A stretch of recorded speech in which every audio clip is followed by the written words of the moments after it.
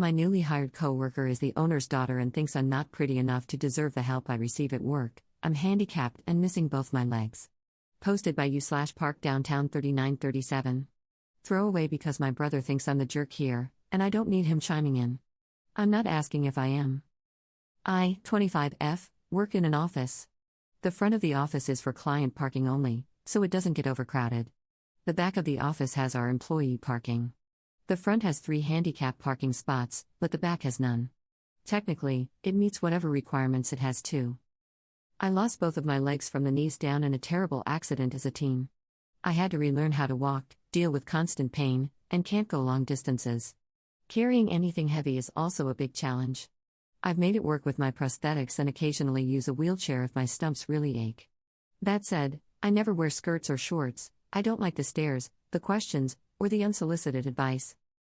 When I started working at my job, I asked if I would be parking out front, but my office instead gave me a reserved parking spot next to the back door.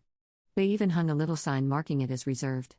After working there for a while, I suggested to management that they add a handicap spot or 2 in the back, but they declined, saying there wasn't a need for it because I had my reserved spot. I figured they would reserve another spot for anyone else who needed it, just like they had a temporary reservation area for any pregnant coworkers. Last week was rough. One of my legs had splintered, it's the best word I have to describe it, after a bit of a fumble on my part. So I had no choice but to use the wheelchair until I could get my replacement. Since I dislike being legless, it makes me very self-conscious. I still wore my prosthetics. I pulled into the back parking lot to see my spot taken by a pretty little car. I'm a sucker for green. The front parking was also full, so all that was left was the parking in the way back. Instead, I just turned around, pulled into the front client parking area, parked, hung up my placard, and went inside. I immediately found my boss and explained about my leg, the parking situation, and what I had done. He wasn't pleased that someone had taken my spot and told me to just get to work while he looked into it. Around lunchtime, he found me and explained that it was the owner's kid. She had just started working here and didn't know about the parking. He said she wouldn't be parked there again tomorrow. Cool, just a newbie and a mix-up. The next day rolls around, and that pretty little car is back where it doesn't belong. I do the same thing as the day before, and my boss looks frustrated. He heads off to have a chat. At some point, my boss comes back to me with a stack of paperwork. He tells me that the new girl is kicking up a fuss about the parking spot and trying to threaten him because, you know who my dad is, right? So he's done with it. Instead of taking it up the ladder and fighting against her to get the boss man to see reason, he's submitting paperwork to HR about the lack of handicap parking in the back. Since I started working here, HR and our accessibility department have changed hands, and he knows there are a few people there who are very accommodating. I filled out the paperwork, and he took it from there. For the rest of the week, I had to park in the front, and everyone was getting annoyed with it for one reason or another, either complaining about special treatment for me or getting angry at the new girl for kicking out someone who actually needed the parking spot. A lot of people started giving her the cold shoulder, and she couldn't understand why. More people have been checking on me and offering to help carry things. She saw this and decided that I'm not pretty enough for that kind of attention and that I'm unprofessional. This morning, I checked the back again, and her little car was parked all the way in the back. In my old reserved spot, there's now a bright and shiny handicap sign.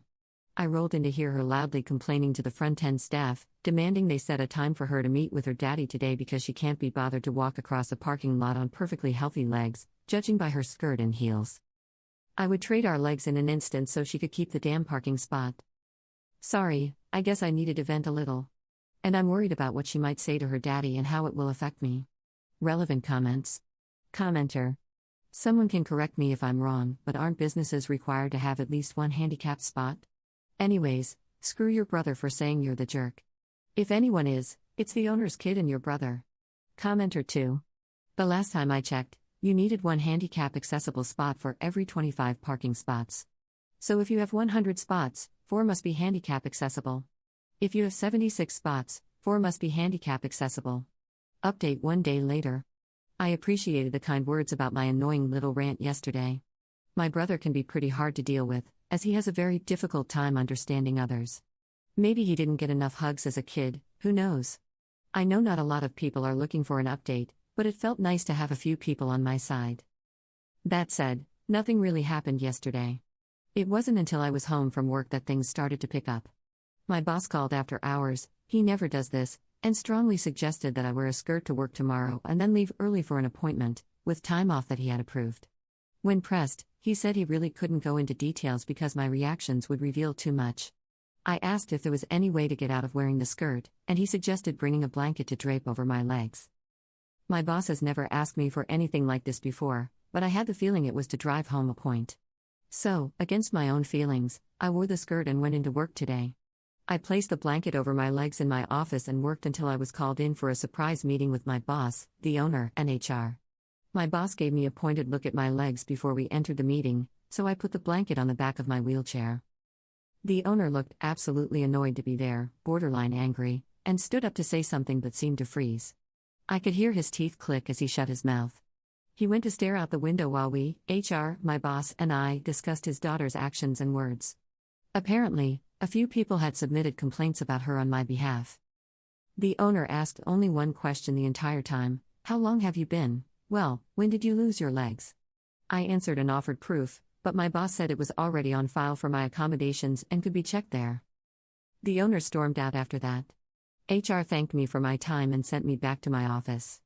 By noon, I was leaving, and the owner's daughter was packing up her space, crying while her father stood over her with the darkest expression I had ever seen on him. He frustrates easily but hardly ever yells. I can count on one hand how many times he has. He was shouting at her the entire time she packed. I just rolled by as quietly as I could because I didn't want to get sucked in. My boss texted me that the owner had approved me to work from home as needed and that I would be getting a pay raise outside of the usual annual raise and bonuses. He also said that the owner would be making his daughter apologize. This turned out better than I had thought it would. Thank you, everyone, for listening. Relevant comments. Commenter. I couldn't understand why the daughter still kicked up a fuss when Op showed up in a wheelchair. Did the entitled brat think that Op just had a wheelchair sitting around because she spent her free time panhandling? And how did Op get a handicap placard? Apparently, the brat thought Op was faking it until she proved she'd lost her legs. I hope the brat finally learned a lesson. Commenter 2. She's probably one of those people who believes that if a wheelchair user is ever capable of walking, they don't actually need the wheelchair and aren't really disabled. Commenter 3. I mean, he probably believed whatever his little angel was telling him at first. Judging by his asking how long it had been since Op lost their legs, she probably spun a tale about someone taking advantage of her or bullying her because she's new or some nonsense. He even put his neck on the line a bit with that meeting. Once he realized how close he was to making a serious mistake because his daughter was a spoiled brat, he handled it. Maybe a little overboard since he was yelling in the office, but that could very well be the first tough parenting she's ever received. Honestly, massive win for Op to have coworkers supporting and standing up for her, even against the big boss's daughter.